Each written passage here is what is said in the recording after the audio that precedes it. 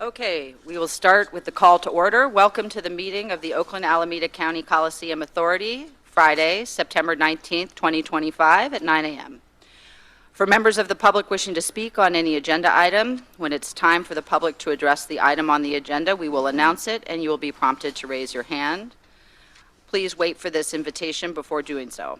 Please keep your hands raised so we can see how many speakers are in the queue. I will note the last name associated with each raised hand. I'll then call speakers one by one. Members of the public wishing to comment on items not on the agenda may do so during open forum. We'll start with the next item, roll call. Commissioner Beam. Present. Commissioner Haubert. Present. Commissioner Houston. Present. Commissioner Iglesias. Here. Commissioner Thompson. Absent. Commissioner Vukasin. Absent. Commissioner Jenkins, or Vice Chair Jenkins. Present. And Chair Miley. Here. Thank you. The next item is open. Before we proceed, I want to confirm that we do have counsel on the phone. I can't see the screen very well. We do have counsel on the phone. We have Jordan Flanders. Good morning. Correct. Thank you. The next item is open forum. I'm here as well. And Joanne. Okay, thank you. For members of the public wishing to speak on an item not on the agenda, please raise your hand, and after your name is called, you'll have 2 minutes to speak.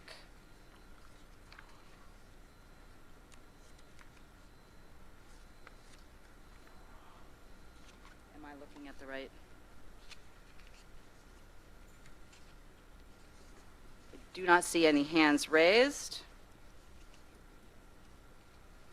So the next item on the agenda is approval of the minutes from the July 18th, 2025 committee meeting.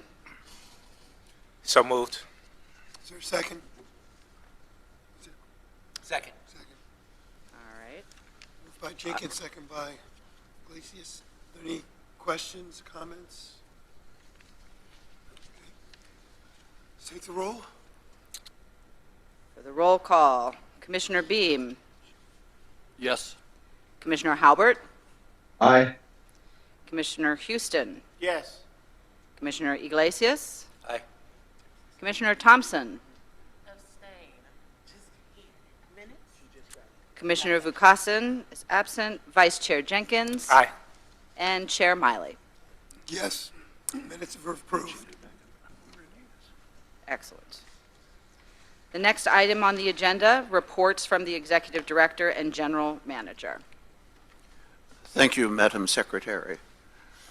I have 4 subjects that I want to discuss with you, and I am going to suggest that we take them out of order because I think that it will flow a lot better if, after discussing 5A1, if we go to 4, because those are related. As many of you know, Root Soccer has requested to use the stadium for its 2026 season. They are closing in on the end of the 2025 season, which I think will end the end of October.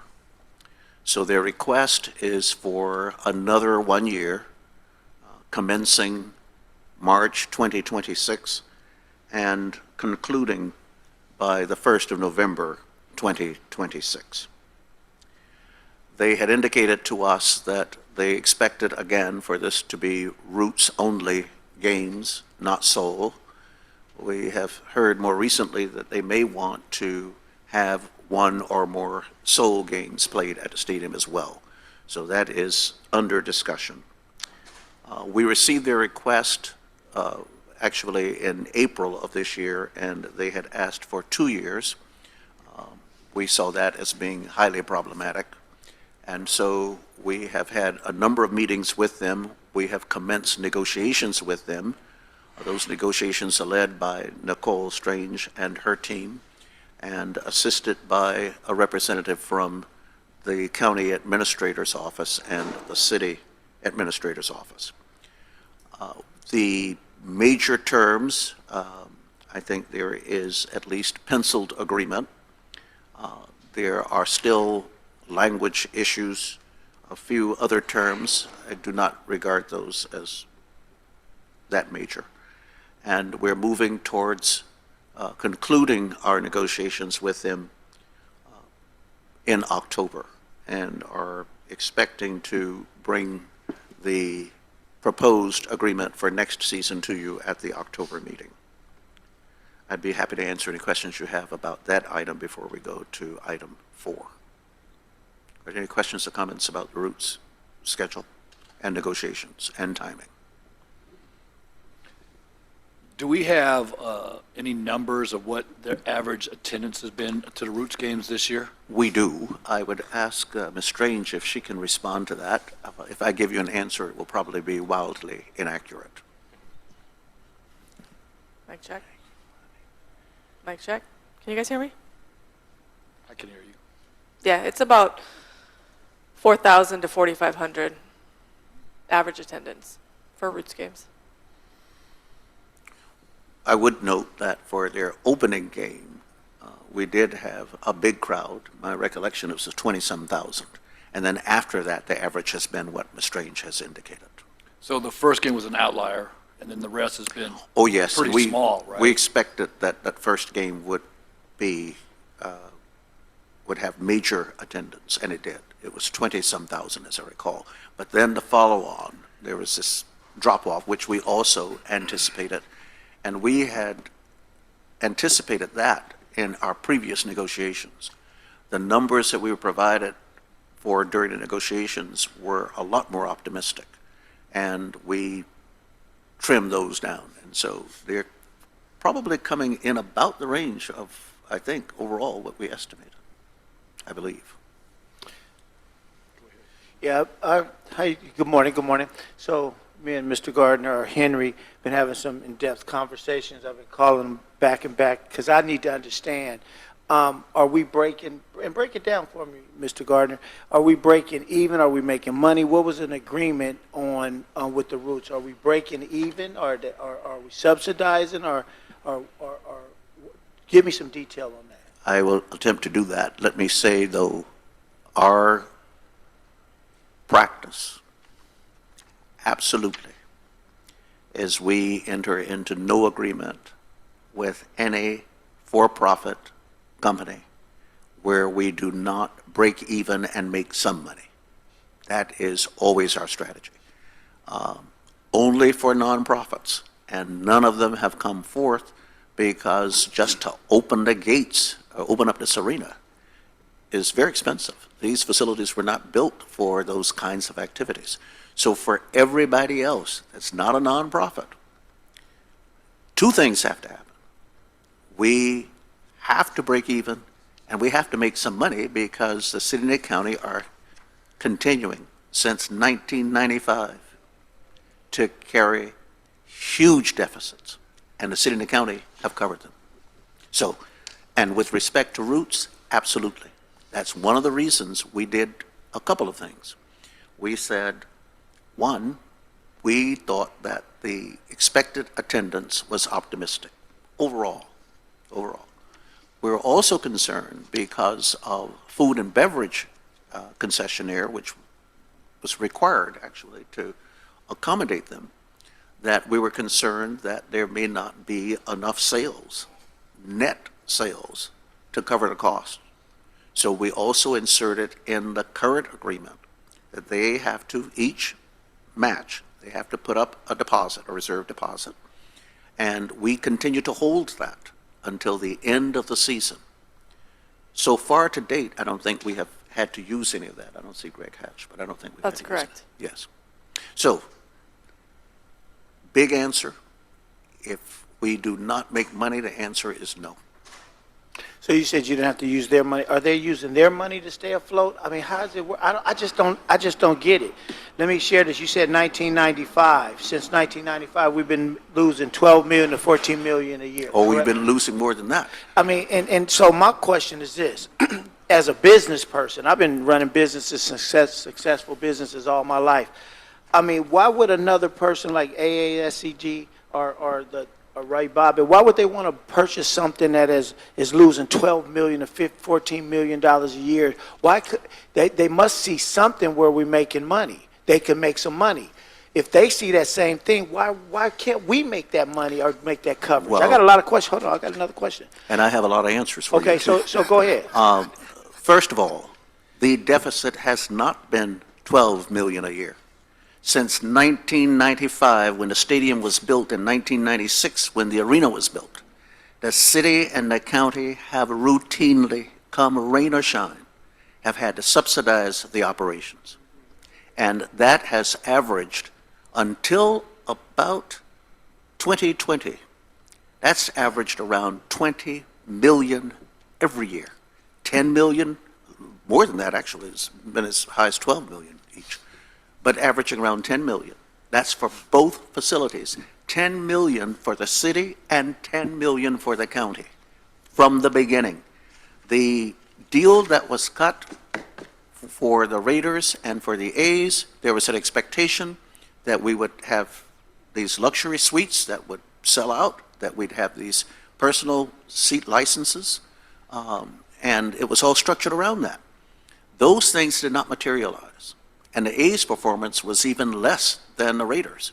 And the city and the county were on the hook since 1995 to pay the debt service for the stadium and the debt service for the arena. That has happened every single year. In the last 4 years, we have needed less because, and I take no credit for this, the credit is due for this team out here, we have been very aggressive in attracting events, negotiating the heck, oh, I see Pastor Jack over there, so I can't use that other word, negotiating the heck out of these deals and squeezing them as much as we can. I don't think, well, we did lose one about 3 years ago because our conclusion was we might not even make money. I mean, may not even break even. We certainly aren't convinced we're going to make any money, and we let them walk. I think that's the only one that I'm aware of.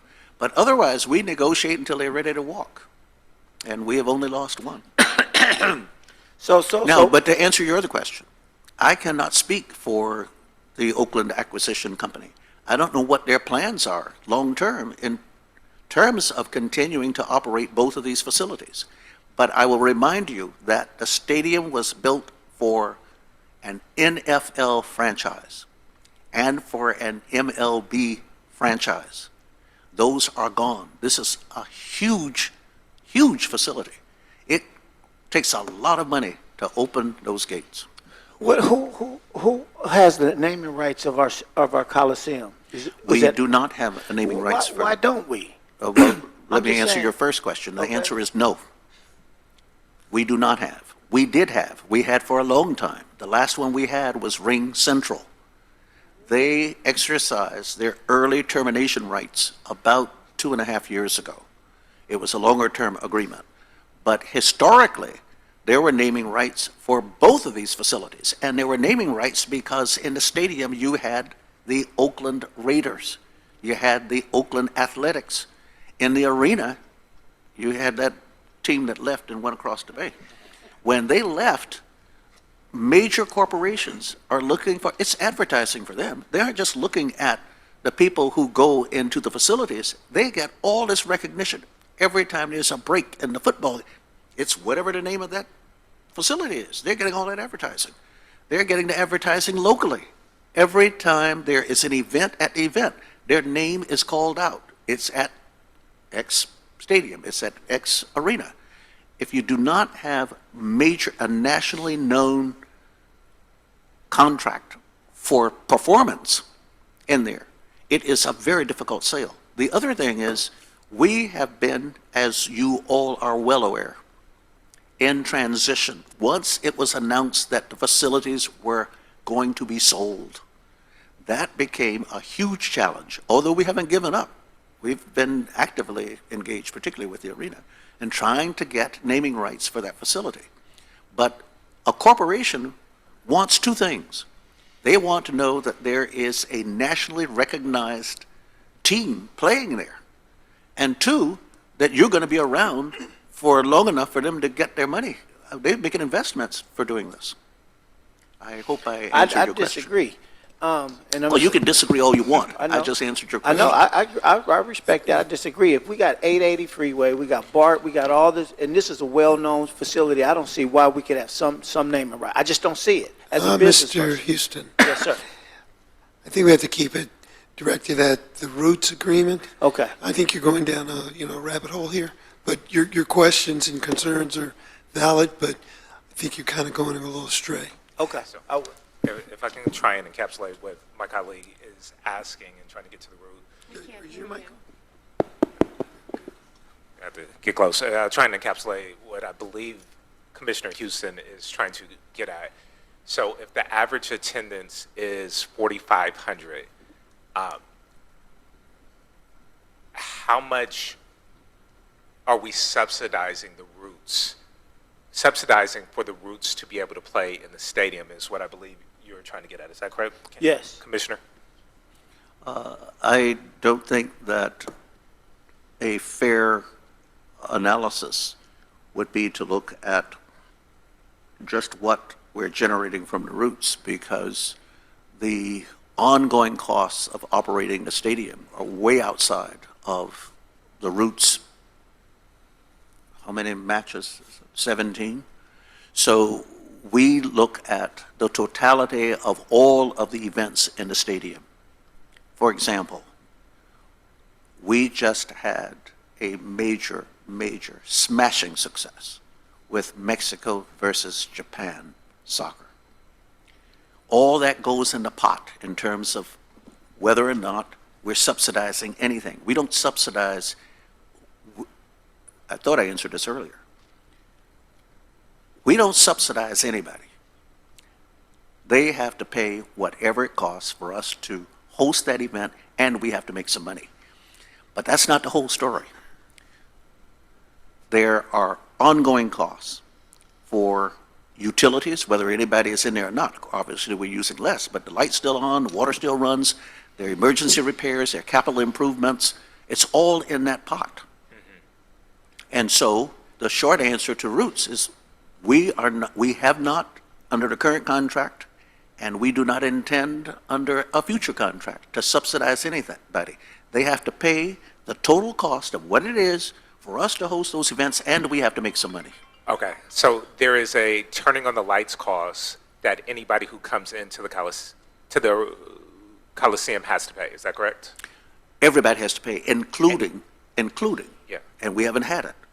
For example, if the high schools in Alameda County decided for the boys' championship games, they want to use the arena for 6 games, 8 games. Yeah. We say, here is the cost for doing that. We don't make a dime, but you have to pay 100% of whatever it costs to open up that arena. Gotcha. And so what I'm hearing is even if there were no events at the Coliseum, there would still be costs associated with maintenance and utilities and all those things, correct? Absolutely. Okay, thank you. And that cost is staggering. Anybody else? So the one question I have, the roots agreement, what would be the length? I'm sorry, The length of the roots agreement, the name? the length. Oh, it would be 1 year. It would run from the future one would be March 2026 until the 1st of November 2026. The current agreement expires November 1st to October 31st. So the new agreement, March to November 2026. Yes. No question. And that presents a whole host of other issues, and that's the That- reason, that- when we finish this discussion. It's And actually, it's actually, I see Commissioner Haubert. it's actually been early December. Who's speaking? This is Attorney, Joanne. Attorney Dunick. We didn't understand what you said. The term is March, early December. Early December, is what she said? The new agreement, Yes, early December 2026? yes. Okay. All right. Is there a hand? I don't want to leave that there. The terms is yet to be finalized. And so what I said, and I stand corrected if this is inaccurate, the root season would end, my recollection, is not later than November 1st. So with respect to roots, I don't see roots going to December 31st.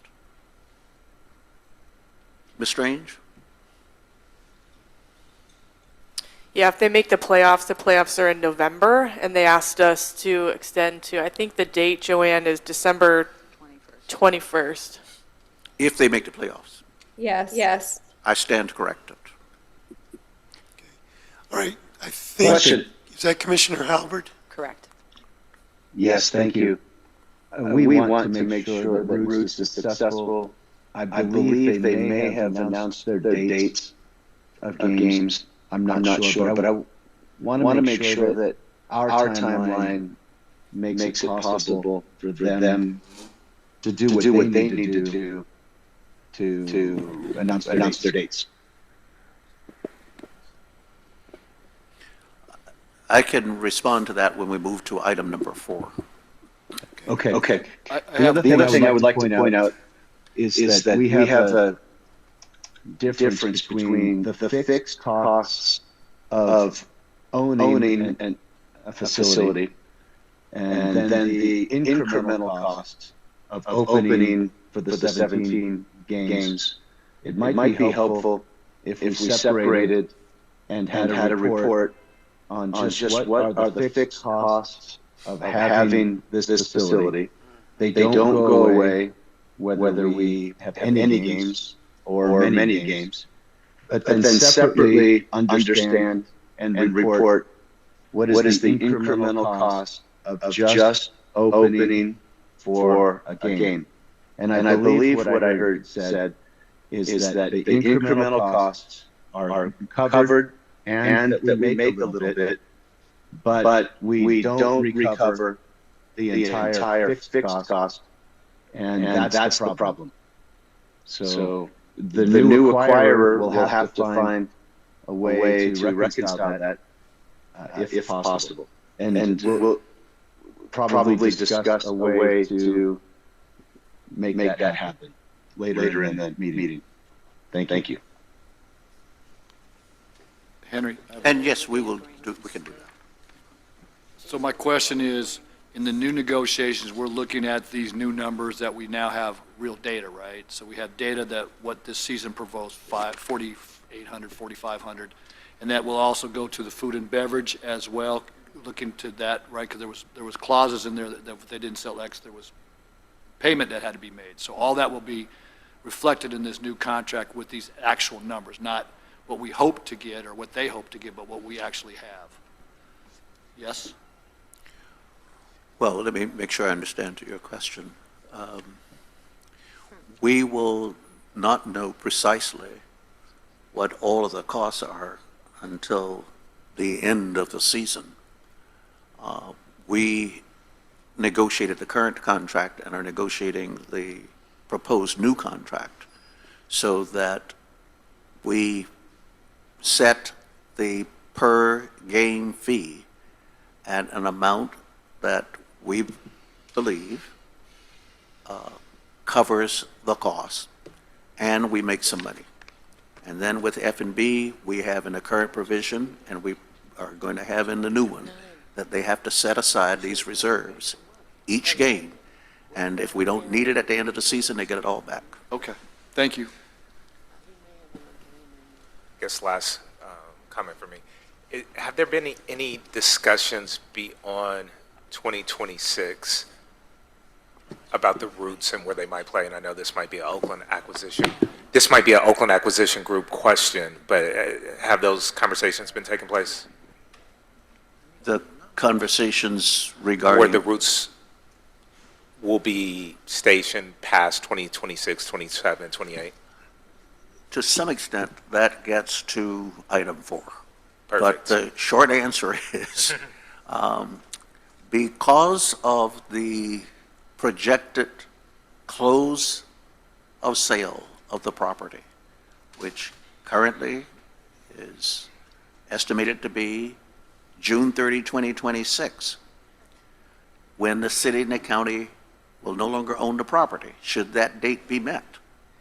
And this group for governance and operations dissolves, then the new owner, we would expect to have in writing their consent if this contract goes beyond whatever that closing date is.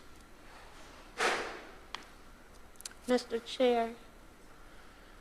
And I don't know if you can hear me. I just want to make sure my recollection is correct. So when these conversations first started, the issue was, of course, whether or not there was profit, but the concern was also making sure that the actual facility did not go black while all of this was taking place. Do I have that right?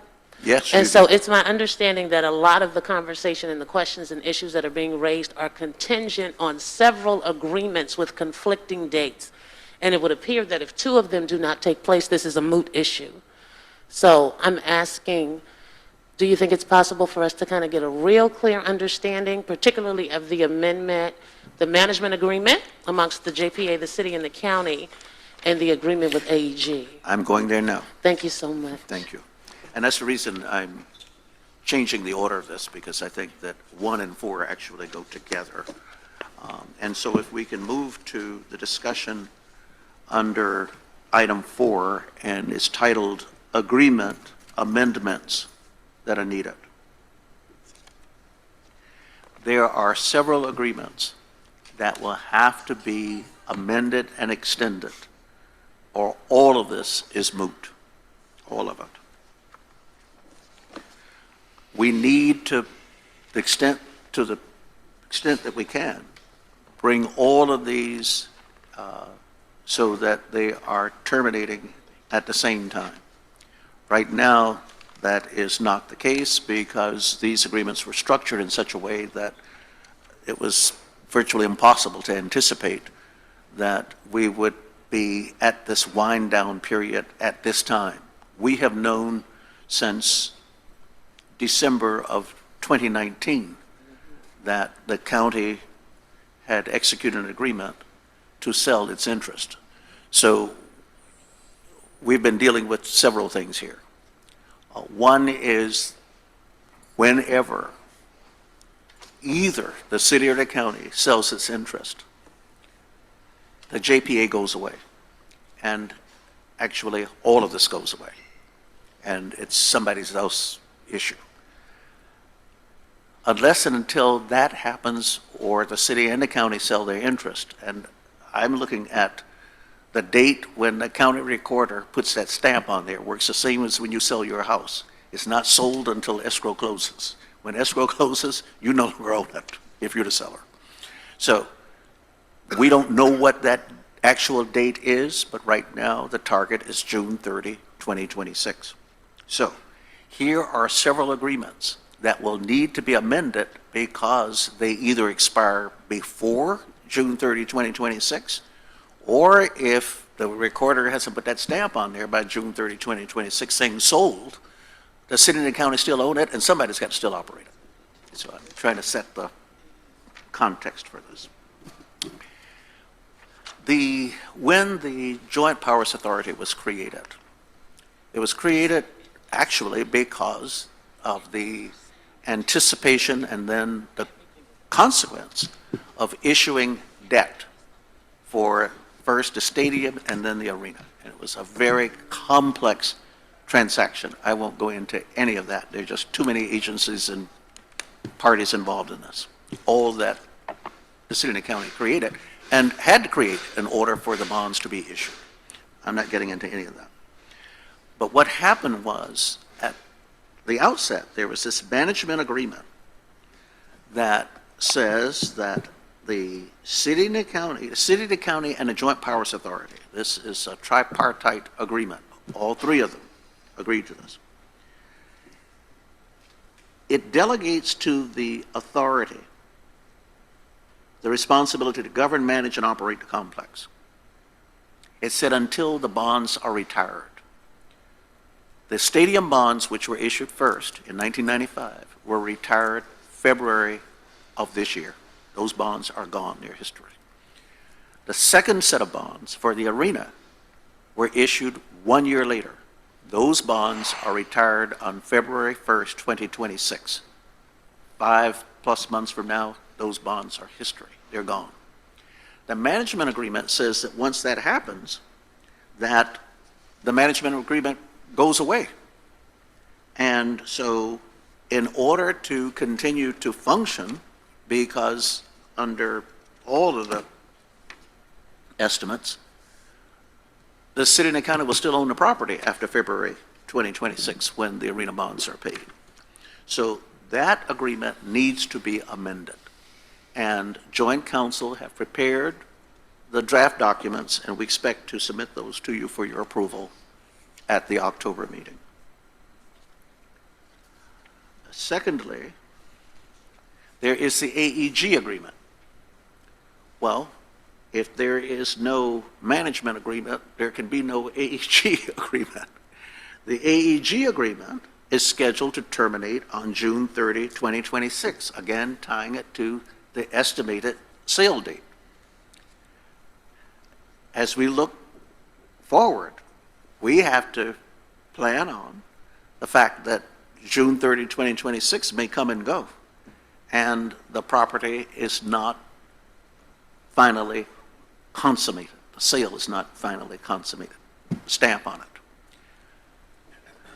That would be a huge problem for the city and the county and for Joint Powers Authority. Somebody has to manage the place. And so we are negotiating with AEG now to amend and extend that contract so it goes beyond June 30, 2026.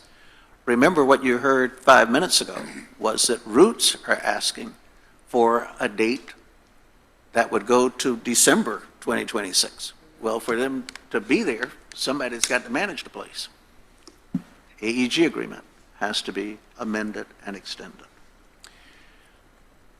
We spent a lot of time finding a concessionaire for the stadium. We were able to do that. It's a 1-year agreement.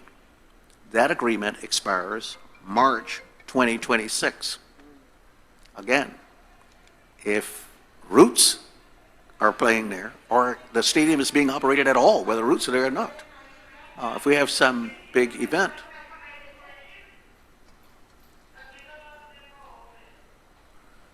that's from the peanut gallery. I don't think they heard me.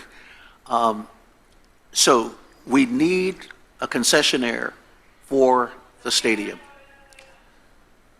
if it's operating. And that agreement needs to be amended and extended. And we're in negotiations with them right now. Levy is not part of the stadium issue, but it's part of the arena issue. That agreement also was extended. We aligned all of these with that June 30, 2026 date. So now, anticipating that that may not happen, we need to go beyond June 30, 2026. So that's what all of this is. And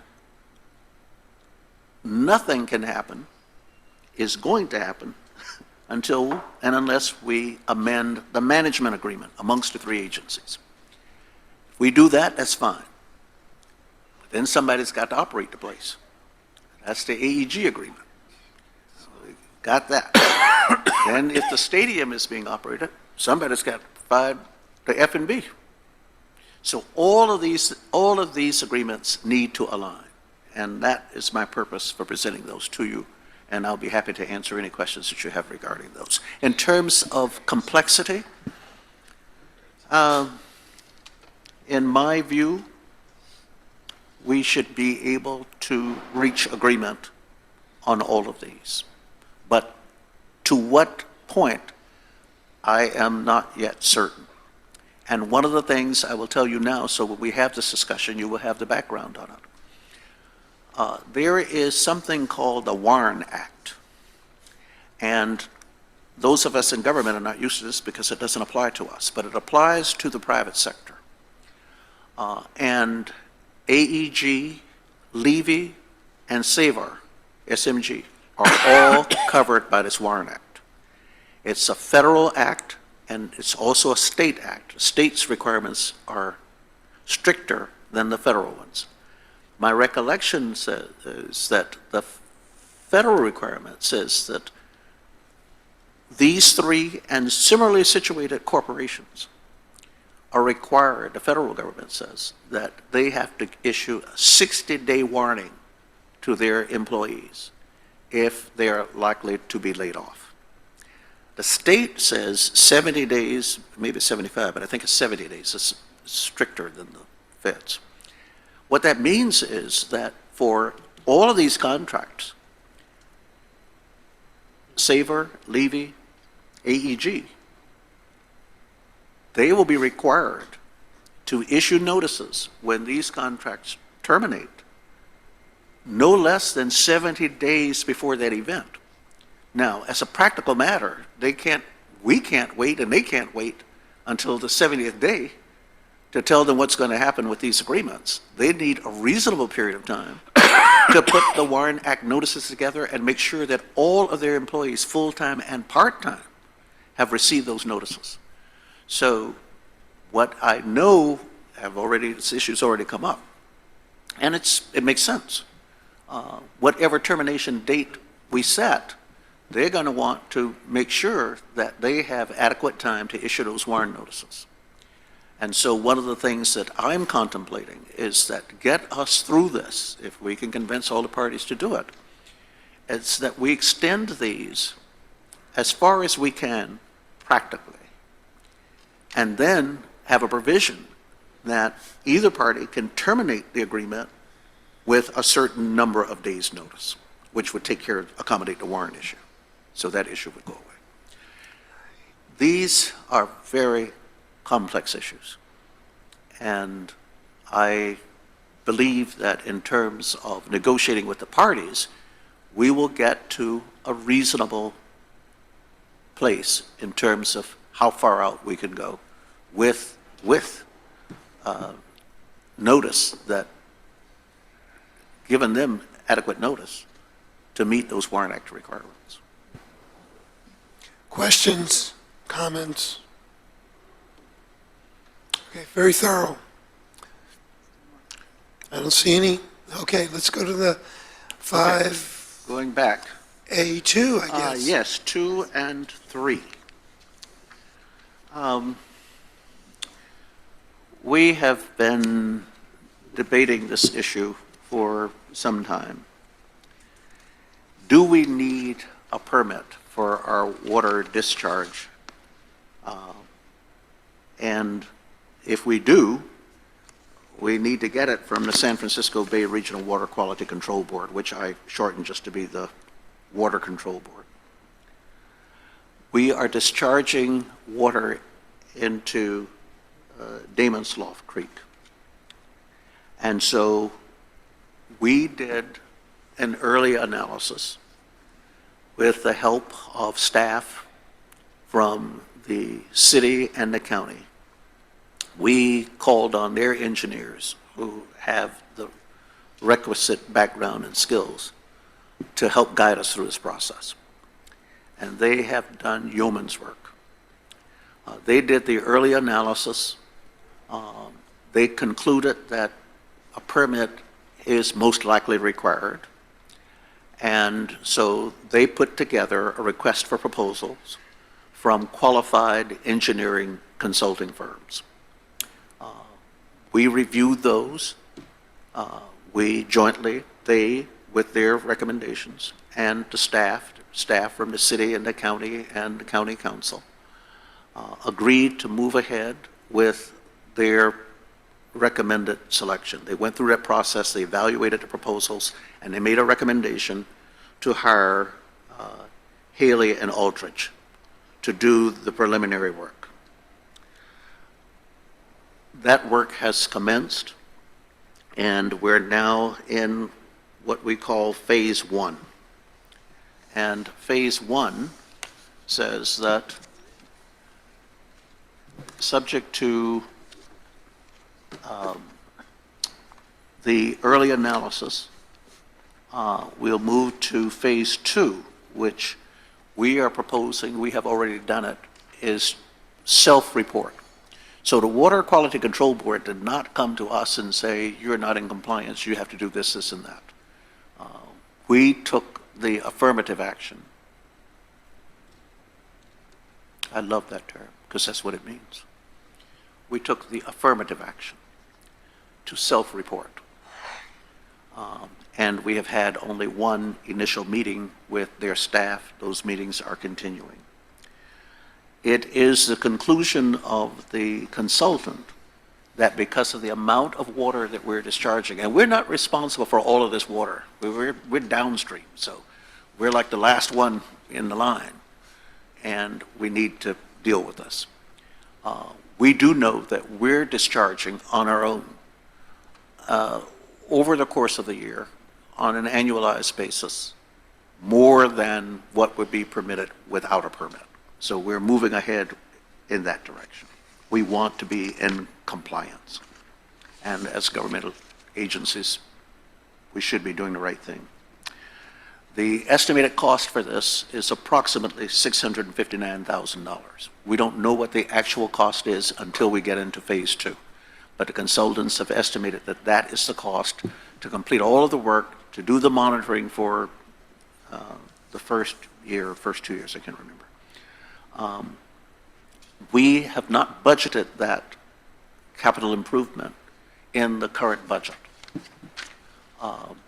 Because of historical patterns, it is very likely that we will not use all of the money because of the timing of major capital projects, et cetera, et cetera, et cetera.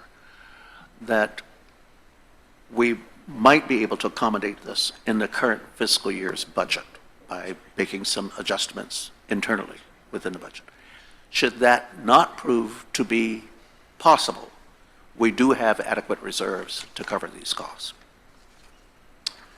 This is a highly technical, complicated project that we, meaning I and Renee,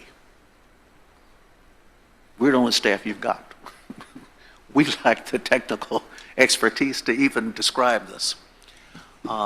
Likewise, AEG does not have engineers on its staff that have familiarity with this kind of undertaking. The city and the county do have it, and they have been extremely helpful in this process. They've taken the lead. We're where we are because of them. Questions, comments? Mr. Jenkins and Mr. Iglesias. So, through the chair, do we have a timeline on when we would be able to get a permit? Yes, I think we're expecting that sometime in the next few months or sooner. It will be subject to our making all these improvements. Yeah. So certainly this fiscal year. Okay, and then are we subject to, or are we expecting any fines for going over the amount and not having a permit? I would hope not, and I will personally appear before the Water Quality Control Board saying that we have done the right thing. We have self-reported. Yes. And that should carry a lot of weight. Okay. Let me know if you need Fine me us to to go. fine the taxpayers. We did what we should have done. We self-reported, and we're taking affirmative action to make the corrections. Let me know if you need me to go with you. I beg your pardon? Let me know if you need me to go with you. I will definitely do that, and I'll take Ken Houston with me. He can raise all kinds of cane and probably get us a huge fine in the process, with all due respect. Commissioner Houston. Yes, sir. You know me. I do. Very well. Okay, Commissioner Iglesias. Yeah, I don't know, I think this is kind of crazy. I mean, we've been discharging water in this since the 1960s, right? Or whatever.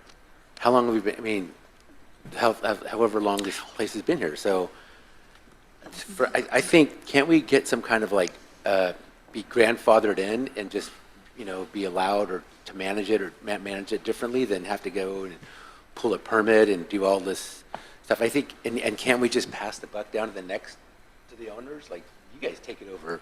Because, I don't know, this just seems like a crazy thing that gets dropped on us, and we got to deal with it. Well, to be forthcoming, this was not just dropped on us. We have been musing about this for a few years. Yeah. The second part, though, is that this was not a requirement when the facilities were built. Right, right. These requirements came into place years later, after the Right. complex was built. Okay. They don't pay that a whole lot of attention. Right. They say, well, that was then, this is now. You need a permit to do this. And so, again, we're taking those steps, and we're going to take Vice I'm Chair. not saying that we should be Jenkins polluters or with anything. us. We don't want to be polluters, but we also want to be, I think we should be given, some leeway on how we do this and not just, you got to get a permit, you need to always, kind of grind this out. So I'm just trying to look at some other We options. talked about that internally and concluded that all things considered, we were better off to take the initiative to come into compliance and self-report. And then that should position us, I would hope, to push back on any kind of fines or penalties. We did what good government should do. Okay, no, I get it. But And I will argue that point. Yeah, I mean, and then trying to be even considered for fines is crazy. I agree with you. At the end of the day, well, I'll go with Ken too, for sure. Well, let me just say, I've dealt with the Water Quality Control Board. I think we should be doing the right thing. Some of us are government officials, and this is a governmental body, and the taxpayers, the public, expect us to adhere to standards. And if we aren't, then that's why taxpayers and the public don't trust government. So the point of the matter is, we should take the initiative. We should deal with this appropriately. Let's hope the Water Quality Control Board doesn't want to raise any issues and pursue any fines or measures that would cause any consternation. If they do, then we'll address that at that time. But I think taking this affirmative step, because quite frankly, I thought we should have done this a while ago, but I'm patient, I think is the prudent thing to do. Commissioner Houston. Yes, as a council member of District 7, my community has been underserved for years, and there's other contaminated discharge issues that are all around here right now that Supervisor Nate Miley knows about, and I know about, that we are working on right now. So doesn't matter if it's our problem, it's their problem. The community is expecting us to protect them in the best interest of the community, and that's what I'll do as an elected official. So whatever we have to do to correct this issue, let's correct it, because we got to be transparent to the public. Okay. Commissioner Haubert. I do want to point out that we have to be, we're great with being responsible, but whoever buys the facility, the land, they're going to inherit this. And so they're going to do their due diligence. They're going to make sure that they're not subject to fines. As Henry Gardner mentioned, the private acquirer may be under different rules than the government as owners. So we have to solve this in partnership with the acquirer. And I would have to ask also, the JPA and us as members of the JPA have authority granted to us by our respective bodies, the City of Oakland, the County of Alameda, who own this property. So where do our powers begin and end? Where do each of us have to go back to our bodies to get authorities? On some level, I feel like we all need to get in the same room at the same time and make some of these decisions. We'll make the decisions we need to make as a JPA, but again, where do our authorities begin and end? and where do we have to go back to our respective bodies? It's just a little unclear to me. I think there might be two answers to Commissioner Haubert's question. One is legal, and the other is your will. And I cannot address the legal question. I would say that if the city and the county would like to weigh in on this issue or any other issues, I'd be happy to appear before those bodies. And I suspect, Commissioner Haubert, that the JPA is delegated with responsibility for the facility and the operations and oversight here with our with AEG. But I think with any violations of the law, of which discharge and attainment would be a violation, I would think the county and the city could also be subject to liability. And I'm thinking also to the transaction, selling the property. This item is related to that in some way. So it's more than just the discharge permit. I cannot speak to that last point, but I can say that long before there was an active interest in selling the property, probably on both the city and the county side, that there was discussion from time to time about, do we need a permit? And the timing now of do we need a permit, from my perspective, is independent of whatever the future buyers might be asking or requesting or wanting. We're on notice that we're not in compliance. We're on self-notice that we're not in compliance. Thank you. Okay, let's go to the next. Item number 3, sorry. 5A3. I'm sorry. Yes, Yeah. 5A3. Yes, sorry for jumping around on this. I'm trying to connect to the subjects in a way that our conversation and discussion will flow. We were asked, and we plan and will continue to provide you with updates on post-June 30, 26 event requests. We get these weekly for the arena, and only occasionally for the stadium. And that's not a surprise. In fact, that's been the pattern. There are far more requests and opportunities for events in the arena than the stadium, one, because of the sheer size of the two facilities. And promoters will ask for hold dates into the future. Sometimes it's a matter of a few months, sometimes it's a year, sometimes it's several years. And the authority that you delegated to me was that with respect to the arena, that we would continue to hold dates through December 2026. You also established an ad hoc committee to advise me on requests that go beyond that date, and particularly for the stadium, that go beyond June 30, 2026. We do not have any, we have one, I think we only have one, request for the stadium that goes past that date, and it only goes past that date for like 2 weeks. So we're continuing to monitor that and negotiate with the party. As we get new inquiries that go past that period, we will be advising the ad hoc committee and subsequently advising you. Of course, all of these are confidential and we don't disclose who's asking. That won't work.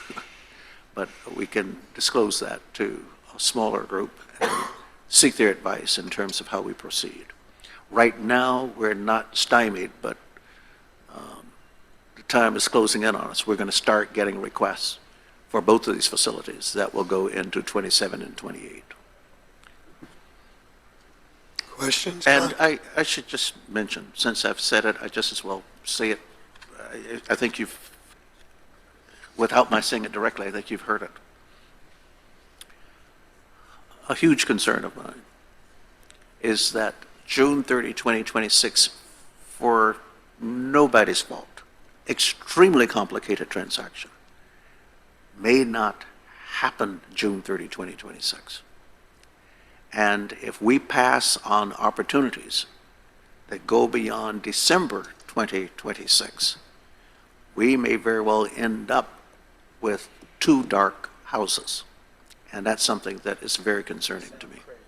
We will monitor this daily and keep you informed, but that is a huge concern of mine. Questions, comments? Yes, Commissioner Houston. We can't have them to go dark. I mean, that. I'm sorry? So we can't have our arena and to go dark? If you don't have any events, it's going to go dark. And that's what my concern is, that at some point, we're going to really have to call the question on some of these event requests that go past December 2026. Let's just book them. I'm sorry? Let's just book. There's an actual reason it can't be done. Who's speaking? I'm sorry? This is Joanne. Yes. The city. The JPA. So the CWP agreement with the county requires that the CWP agrees. The OACCA agreement with the city also requires consent.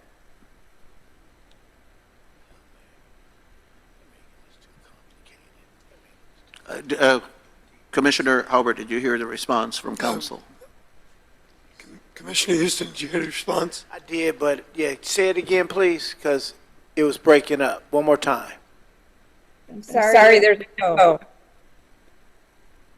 So the purchase and sale agreement requires on the county side the consent of the DWP. On the city side, it requires consent always. OACCA has given consent through the year 2026. We do not, the county, DW has given consent. Mr. Gardner, can you repeat that? Is the mic on? Yeah. All she's saying is it requires the consent of Oakland Athletic Corporation and the consent of Coliseum Way Partners. And Jordan should weigh in on permits. So Commissioner Houston, we can go at risk, but it still requires their consent. Jordan. Yes, I would clarify that the consent is required for licensing and not necessarily for special events, which is why we're continuing to book special events. And this body voted a few months ago, I believe in May or June, to allow Mr. Gardner to the current AE management agreement to book events through December 2026, special event. Who's on the So comments when I'm ready. As opposed to Mr. Gardner, who's on the committee that we approved? I'm sorry? Who's on the committee? Yeah, you're the chair. The ad hoc committee, you mean? Yes. Yes, that's you and Pastor Jackie and Commissioner Houston and Commissioner Bean. Okay. All right, there you go. So Mr. Gardner will come to us and let us know if there's anything he needs to confer around to get, concurrence about booking, and then we'll bring it here. Okay, sound good. Let's book it. But we're only booking up until 26, correct? Not beyond 26. That is correct. And my point is that soon and very soon, in fact, it's already happened, Correct. we're going to start getting requests for holds that go beyond that period. Did Commissioner Haubert have Yes. a question? Was he trying to say something? I think Commissioner Howard was in the queue. Yeah. So I foresee, I'm certain that the acquirer is going to have a lot of questions about whether they should grant consent or not. And it's going to center around the cost to operate the stadium. Those questions are going to need to be answered for them to grant consent, because once they own it, they also own any shortfalls. Yes. And what I suspect is that if we want to work together to keep this facility open, to not let it go unused, to allow roots to play, and into 27, we're going to have some bridge time where the city and the county, as owners, are going to have to work with them to bridge a time frame for when they do own it, in order for them to feel comfortable granting consent. I think it's probably a closed session discussion, perhaps a modification to the transaction that is maybe within the purview of the city and the county, and not necessarily something the JPA has to worry about directly, but I do think that it needs to be addressed. Well said. Anybody else? Does that conclude your report, Mr. Gardner? It does, and Okay. I'm sure you're happy. Okay, so first of all, do we have any speakers on Mr. Gardner's report before we go to 5B? Yes, we have one speaker. I will, Mr. Rainey, I am now allowing you to talk. You have 2 minutes. Thank you, and thank you for the very informative report, Mr. Gardner, especially breaking down the finances of the stadium, arena, and the historical knowledge about the deal. Just speaking about the upcoming extension, yes, I was looking at the numbers, and that 20,000 game was definitely an outlier. But there are also other matches when they average around 10,000. So that would be the Sacramento games, the Monterey games. So there's a little more to look at besides the 4,000 average once you take away some of those outliers. And just in response to Commissioner Houston about motivations, why somebody do something like this, I would say take a look at the upcoming Denver Broncos deal when they're going to leave a perfectly good stadium and expand somewhere else in the city. Gives you a good hint about the motivations and how they look at ROI. Thank you. Thank you.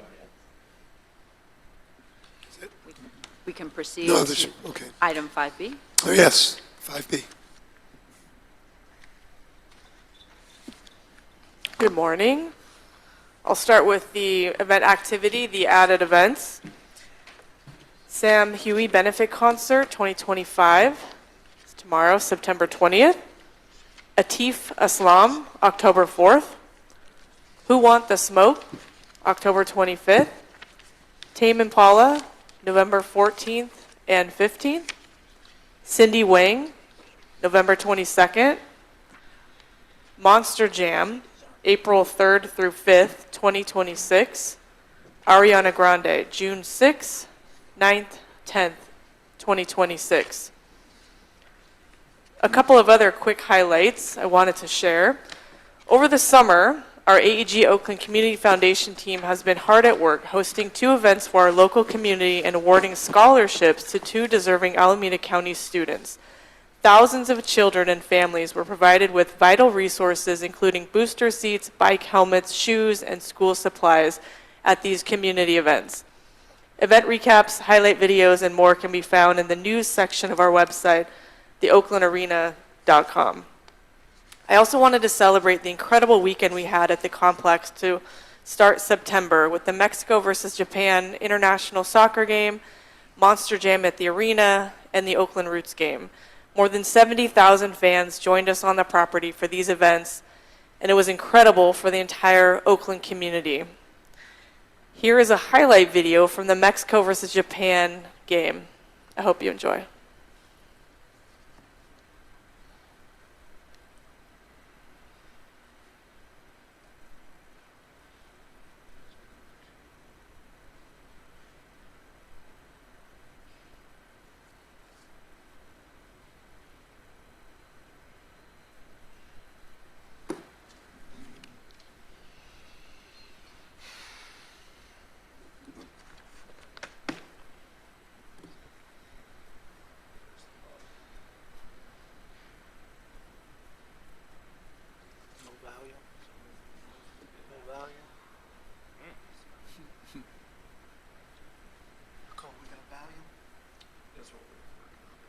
Gotta read subtitles.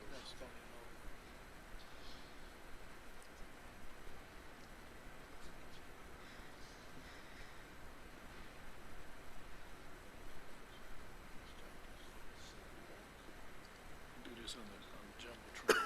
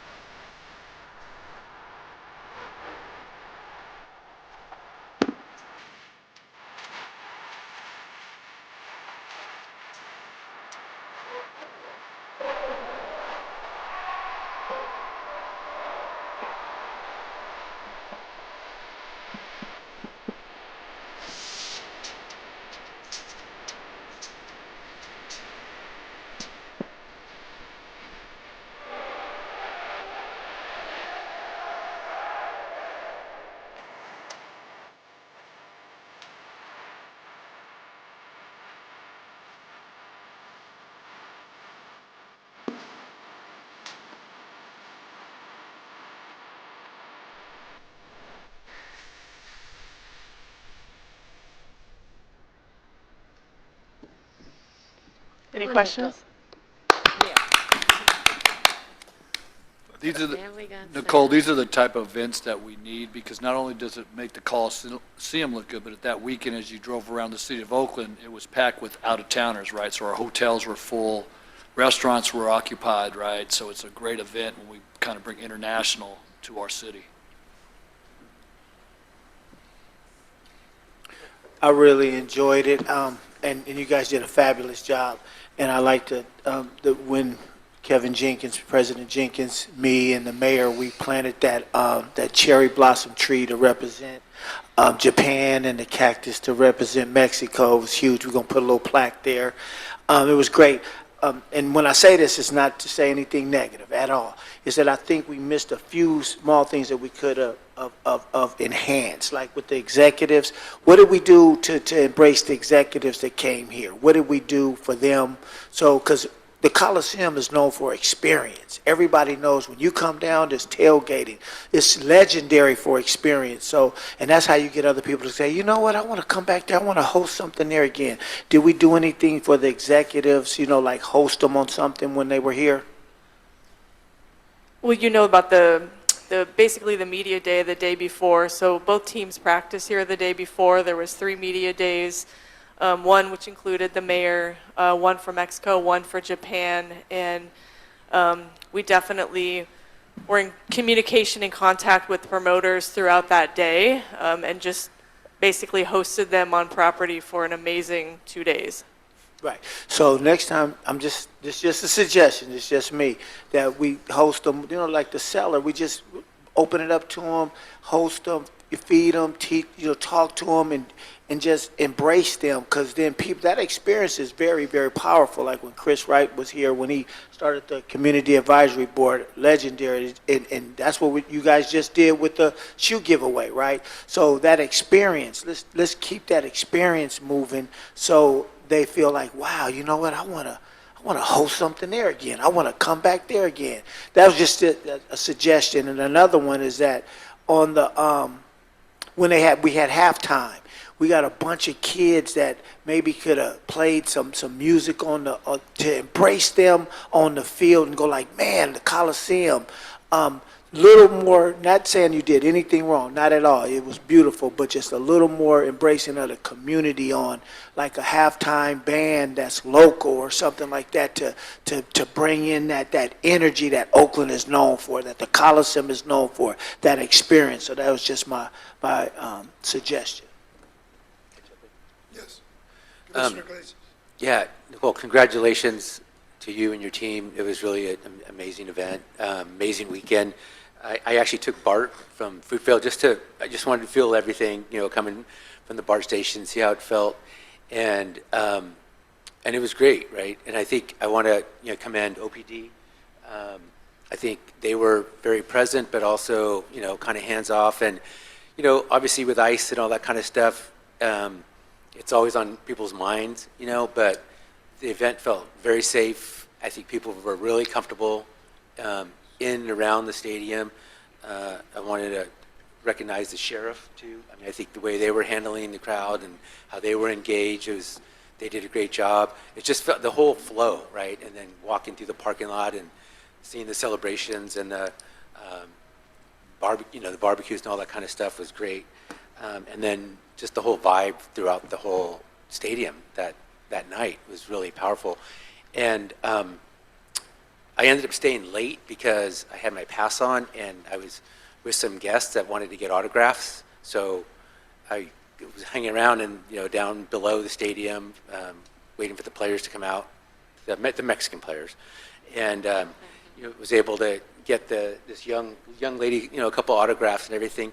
But while I was sitting there for a long time before they came out of the locker room, I was able to watch your team, Colby, Emmett, and you guys are really professional folks in there managing this. And I didn't realize how big of a contingency that Mexico had or Japan. It was crazy, right? And just to see how your team managed all that afterwards was really incredible. So I was just kind of sitting there watching everybody, and then having to kind of walk back to the other side to where my car was cool, because then I ran into a lot of the folks that were doing the Monster Jam the next day, right? And kind of what they were doing, and talking to this one woman, I forgot her name, but she says, I'm like, what time do you leave tonight? And she's like, I'll leave at 4. I get off at 4 in the morning. and then, but I have to be back here at 7, so I'm actually going to see my office. You know, I mean, and it's just like, you got some really talented folks that are doing these events. And so just kudos to you and your team. It's great to watch. Thank you very much. You named 2 people in this room right now, Colby and Emmett, and without those 2 people, that Mexico game would not have been as successful as it was. Even the press conferences the day before, both of them just running around, hands down, they made that event as successful as it was, and they deserve a lot of the credit. So who are they? Yeah. Who are they? Colby and Emmett over there with the hat. Okay, very good. Okay, Other comments, questions? at this time, members of the public wishing to speak can raise their hands. We have 2 hands raised. You have 2 minutes to speak. Mr. Rainey. Oh.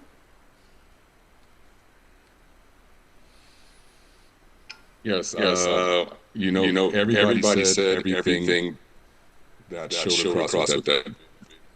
The experience that was provided, goes beyond just what's in the stadium. There was all the activity in the parking lot. And it's those things that I've looked that provide the opportunity to really fill more days at the Coliseum. It really feels as if whatever is brought to the Coliseum team, the staff knocks it out. So I'm actually, I wish I could get with you guys. I'm actually in the Caribbean for the Caribbean Premier League cricket matches, trying to get some ideas to bring back to all. But yeah, that was great. And congratulations to everybody. Thank you. And the next speaker, Ray. I just wanted to first of all, just agree that was a phenomenal weekend of events.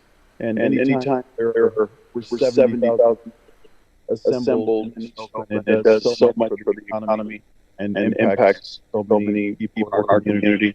And we did a great job publicizing that. So I just want to thank the entire staff, this body, for that work went into that. Secondly, I just want to say that we will continue to work closely. I committed to the ad hoc committee, specifically Commissioner Thompson, with make sure that the arena does not go dark, and being able to be in a position to have a comprehensive transition plan that will facilitate and support the future success of the complex. We're excited about the future. And we just want the city and the county, all of everybody who's involved, for all the work that's gone into this. And so you're going to say thank you all very much. We'll certainly stay connected to the city attorney's office as well as the county counsel's office, in addition to the ad hoc committee work toward making sure continued success and cooperation. Thank you. All right. With that, there are no further hands raised. So thanks for that great report, and particularly thank Commissioner Iglesias for his insight, behind the scenes commentary. That was really good. Thanks. So who's taking up, is it 5C and 5D? I'm sorry? We have 5C and 5D? Say, SMG and Levy? Or is that? I think we covered those Yep. in the Yeah. initial Those are discussion. the minutes? Oh, yeah. I think this we covered all has- the items on my report. I think this brings us to the end. Yeah, I moved things around so that may have caused some confusion. Okay. All of the items under 5A have been covered. Okay, very good. All right. Then with that, the meeting has ended September 19th, 2025 at 10:27. We are adjourned. Thank you.